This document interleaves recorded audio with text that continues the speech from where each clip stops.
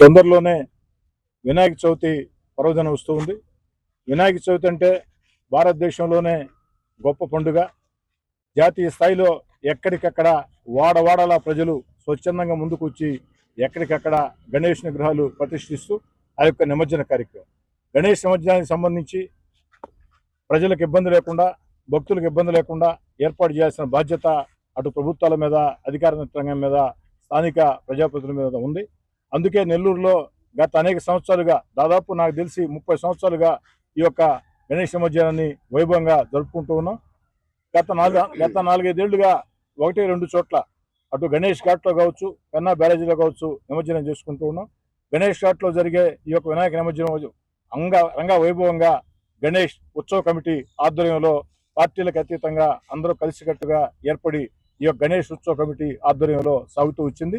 ఈ సంవత్సరం కూడా అదేవిధంగా నిర్వహించాలని చెప్పని, అందులో ఈ గణేష్ నిమజ్జనానికి సంబంధించి ఈ యొక్క గణేష్ ఘాట్లో కొన్ని చిన్న ఇబ్బందులు ఉన్నాయి. ఆ ఇబ్బందుల్ని పరిష్కారం చేసేదానికి నోడా చైర్మన్ కోటంరెడ్డి శ్రీనివాసరెడ్డి గారు, గణేష్ ఉత్సవ కమిటీ అధికారులతో కలిసి ప్రత్యేకంగా రావటం జరిగింది.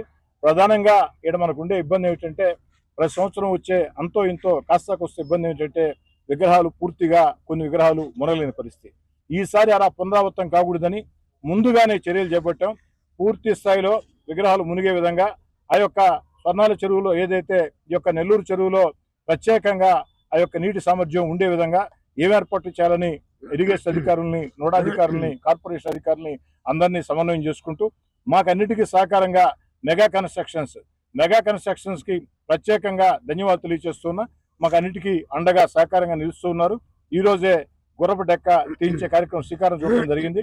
ఎందుకంటే గుర్రపు డెక్క తొలగిస్తే గానీ ఆ యొక్క పూడికి తీత ఏ మేరకు తీయగలుగుతారు, ఎంతవరకు తీయగలుగుతారు అన్న స్వచ్ఛత వస్తుంది. 2 రోజుల్లోనే ఆ స్వచ్ఛత వచ్చిన తర్వాత, ఆ గుర్రపు డెక్క తీసిన తర్వాత ఆ పూడికి తీసేదానికి కూడా అన్ని రకాల ప్రయత్నాలు చేస్తాం. దేవుడి దయతో అన్ని సక్రమంగా జరిగి ఆ పూడికి తీత పూర్తిగా జరిగినట్లయితే ప్రత్యేకంగా ఇక్కడే చిన్న పెద్ద విగ్రహాల నిమజ్జనం ఉంటుంది.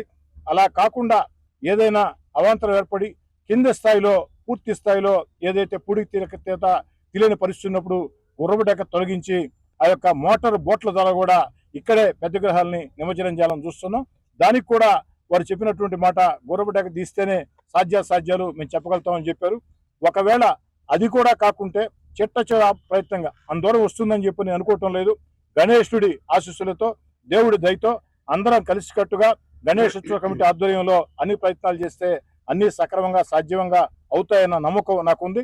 అలా కానప్పుడు, ఏదైనా సరే అవాంతరం ఏర్పడినప్పుడు ఆఖరి ప్రయత్నం కింద చిన్న విగ్రహాలు గణేష్ ఘాట్లో, పెద్ద విగ్రహాలు ఆ యొక్క పెన్నా బ్యారేజీలో చేసే విధంగా అటు మంత్రి పొంగూరు నారాయణ గారితో, అదేవిధంగా దేవాదాయ శాఖ మంత్రి రామనాయుడు గారితో, పార్లమెంట్ సభ్యులు మన వేమిరెడ్డి ప్రభాకర్ రెడ్డి గారితో, నోడా చైర్మన్ కోటంరెడ్డి శ్రీనివాసరెడ్డి గారితో సమన్వయం చేసుకుని ముందుకు సాగుతాం. ప్రత్యేకంగా ఈ గుర్రపు డెక్కకు కానీ, ఈ పూడి తీతలకు కానీ ఎంత నిధులు ఖర్చు అయినా పర్వాలేదు, నోడా నుంచి నేను అందిస్తాను అని ముందుకు వచ్చిన దానికి గణేష్ ఉత్సవ కమిటీ పక్షాన, నెల్లూరు రూరల్ నియోజకవర్గ ప్రజల పక్షాన, గణేష్ భక్తుల పక్షాన నోడా చైర్మన్ కోటంరెడ్డి శ్రీనివాసరెడ్డి గారికి ప్రత్యేకంగా ధన్యవాదాలు తెలియజేస్తాను. అందమైన పెళ్లి, అద్భుతమైన షాపింగ్, శుభమస్తు షాపింగ్ మాల్.